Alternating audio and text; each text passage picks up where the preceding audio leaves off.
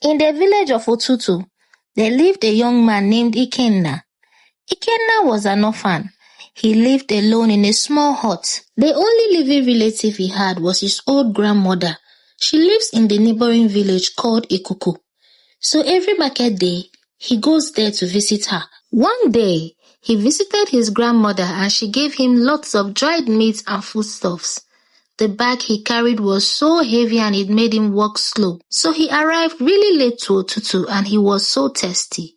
He got to his hut and he tried to take water from the pot, but the water was infested with ants. He had no choice but to go to the stream that night. Ikenna walked really fast to the stream and he started fetching water. And someone touched him. As he turned, she was a mermaid. She smiled at him and introduced herself as Ezinne.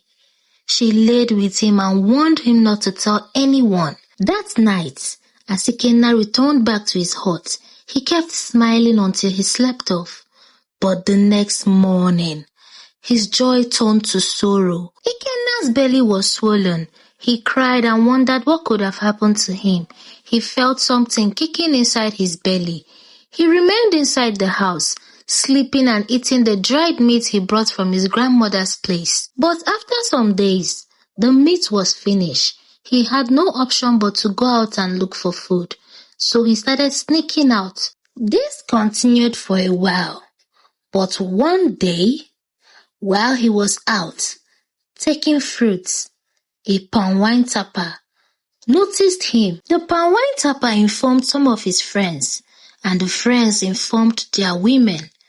And that was how the news spread like wildfire. The villagers whispered about Ikenna.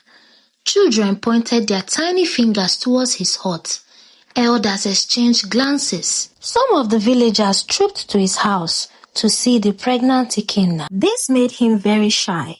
He cried and begged the gods to take his life. Word spread to neighboring villages and people journeyed to see the pregnant man in Otutu.